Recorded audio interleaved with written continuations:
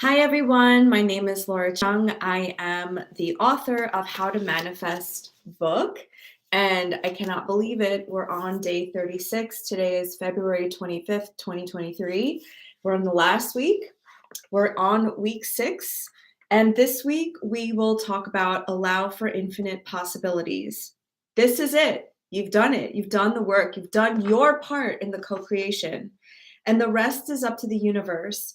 In this week, you'll give thanks and beam love to the divine for all that has happened and will happen. You will remind yourself that you are divinely protected and guided. And I just want to say that, we oftentimes forget that when we're on a healing journey, that in itself is temporary, and we have to know when to let go of the past and when to know that the wounds of the past are healed, and it's not for us to keep dwelling and holding on to the old wounds and scabbing at them and being addicted to the healing process and being addicted to our wounds. There comes a time in every healing journey when it's time to move on and time to go forward. And I feel like a lot of us in the collective right now are in that space where we've done a lot of healing, we've done a lot of work, we've done a lot of introspection and trauma work and inner child healing. So now it's really about taking all the things that we've learned and the things that we have integrated and moved towards the future. And March is very much that theme of, okay, new beginning, new beginning, new beginning, and starting new, starting new, starting new.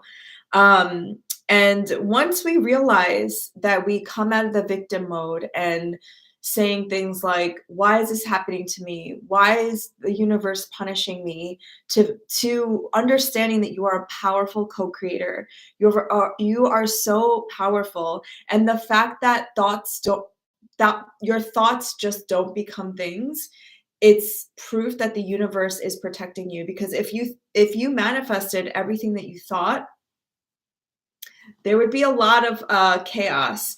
So I think the universe puts these things into place so that we manifest who we are. We manifest when we're ready for them. When we're manifesting what's truly meant for us. And oftentimes, I believe we don't manifest what we think we want because it's not the right timing, it's not the right thing, or there's something better along the way. So today we're talking about love, and I know that's super cheesy, but this is Pisces season after all. Love is the most powerful force in the universe. So we're approaching the home stretch. We have today 37, 38, 39, 40. So we have 4 days left of this journey. So during weeks 1 through 4, you did the work. You did your part of the co-creative process. And now on this part of the journey, this is where I guess is the most difficult part, which is to trust, is to let go, is to release and have faith that everything is happening in the divine order that it's supposed to happen.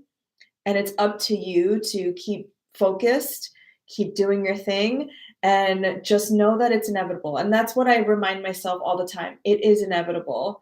It is inevitable. And I just have to trust my feelings, and I have to be honest with my feelings, because when you repress how you feel, that leads to trouble and disconnection to yourself and your spirit.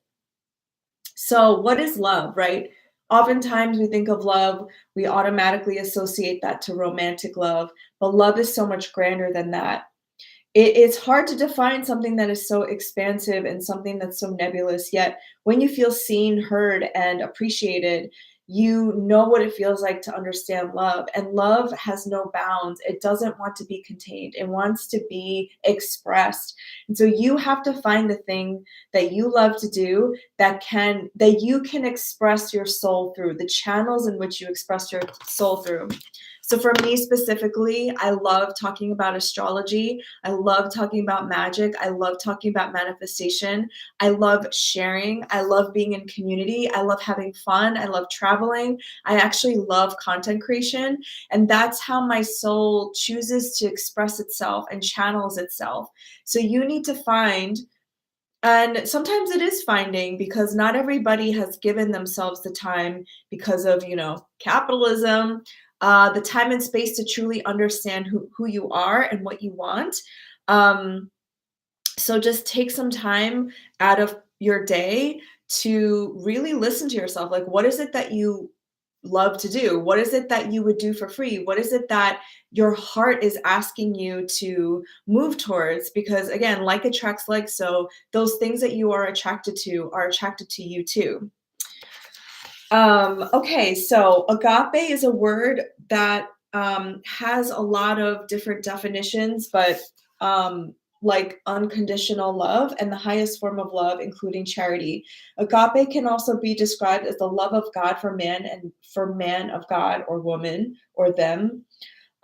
We humans have such a limited understanding of what means because so many of our stories and so much of what we were taught about love defines it in such a narrow way. That type of love comes with conditions. Unconditional love is what binds everything in the universe together. It is all encompassing source energy. I feel this energy when I'm connecting to God and meditating, or if I'm going for a walk, when I see the sunrise and sunset. Like, honestly, I'm a Sagittarius rising. So if you're not familiar what that means, Sagittarius is the sign of the explorer, the philosopher, the adventurer, the traveler, somebody who learns through experimentation. And it's my rising sign, so it's me, my first house. And I forgot how important traveling, especially foreign travel, is for me and my soul. And I just came back from Cartagena, Colombia. As you know, my schedule was a little varied. But during that trip, it reignited something within me, especially because Colombia, well, I only went to one city, Cartagena, was such a vibrant culture and city. Every day I'd walk through the old city and there would be music and dancing and people celebrating on the streets. And the people were that I met, the people that I encountered, the locals were so proud of their culture and their city and their country. And it was so rich with music and dancing and art and history that it reignited this passion within me that this is something that I need to incorporate more of. Obviously, I couldn't because of the last 3 years during the pandemic, but it reignited something within me that I need to incorporate dance, I need to incorporate music, I need to incorporate fun and travel and art and meeting different people all around the world. And it's something that I forgot that was what was needed for me. And that was a love that was I had like a reawakening of my spirit. And I didn't realize how much I needed that until I went there and I was like, "Oh, this was a huge part of what was missing in my life." Again, for good reason because of the pandemic and travel restrictions and just the state of the world. But now coming out of that, I realized, okay, like I know this is important to me and I know this is important for my spirit. So now I need to incorporate more of that in my life. Um, Okay, so when you love yourself and your life, you become magnetic, and that's manifestation is being in the like the attractive magnetic energy.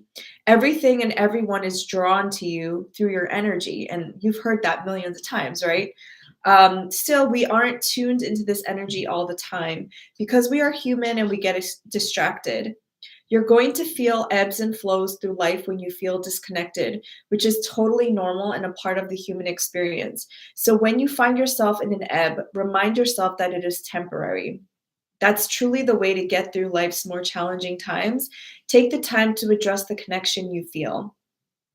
Ask for help from your community and your guides, but ultimately remember that difficult times will pass. And remember, all humans have free will and the power to change their lives. So it's within your power to reconnect to universal love.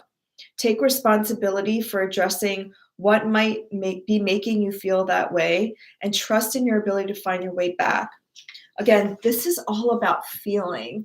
This is all about feeling that love for yourself and love for life and what literally turns you on, what makes you feel excited, what makes you feel alive. Um, so, love in action is the exercise for today. And really, this was really inspired just again by Sagittarius energy and like creating a bucket list for yourself. So my Aunt Jennifer, she has lupus, and she's been sick for a really long time, and this was her first time in Cartagena as well. It was for a lot of the adults, because a lot of the boomer generation, especially my relatives, they're all immigrants to the United States. They all had to work really hard. There's a language barrier, there's a cultural barrier, but most of them came to Cartagena with us, and it was so fascinating to watch them like be outside of their comfort zone and being in a new place where they couldn't speak the language, and experiencing new things for the first time. And my Aunt Jennifer, again, she has lupus. She's like been sick for a while. She's never gone jet skiing before, and she went for the first time, and just the pure joy and excitement on her face, like riding on that jet ski. I had to like be there for that moment with her, because I was like, oh my gosh, like this is such a beautiful thing to witness. And so if one of your bucket list items is to do something that you've never done before, again, it reawakens something within your spirit that might have been dormant, that you might have forgotten about. And I just saw 1111. So just some things that I put here, but create your own, is go to a new restaurant. In my case, I went to a new country, a new city, try a new cuisine, learn a foreign language, go to a foreign land, get outside of your comfort zone, basically. Go on an adventure, take a dance class, take a road trip, take a photography class, hug a tree, buy yourself flowers, sing karaoke in front of people, ride a horse. I know these are so random, but these are like some of my favorite things to do. Play in the sprinklers, stargaze, go camping, connect with an old friend, make eye contact, talk to a stranger, dance in the rain. You get the point. Like, make a list that reactivates that inner child within you and experience something new, so you get outside of your comfort zone to awaken your energy. And the go deeper exercise is do an act of kindness for a complete stranger. And I find that whenever I travel, I really like to talk to the locals, and my sister's always like, oh my God, do you have to talk to everybody? I actually bought this bracelet from one of the locals, and everyone's just trying to make a living.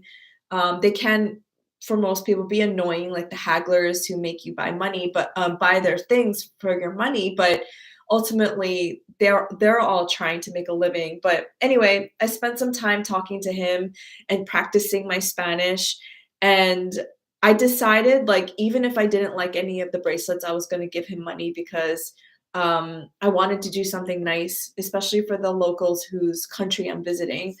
And I just happened to like the shells on this bracelet. So do something kind to someone else, share the love, spread the love, because again, when you are in that energy, more comes to you. So tomorrow is day 36. I cannot believe it. Tomorrow is about gratitude. Again, this week is all about trusting and surrendering and spreading your energy out to the universe. So like always, if you want to buy this book, it's available on Barnes & Noble's, Amazon, Kindle, Audible, IndieBound, and bookshop.org. And I heard that it's available at some libraries now, which is amazing. And make sure that you could DM me, send me a DM, or like your experience reading this book. So many of you have, and I'm just so grateful that you like the book and it's helping you on your journey. Also, if you want a one-on-one Reiki session or an astrology reading, I incorporate energy healing and cycles to help you manifest. Those are all down below in the description box. Thank you so much. Have a beautiful day. I'm sending you so much love. Bye.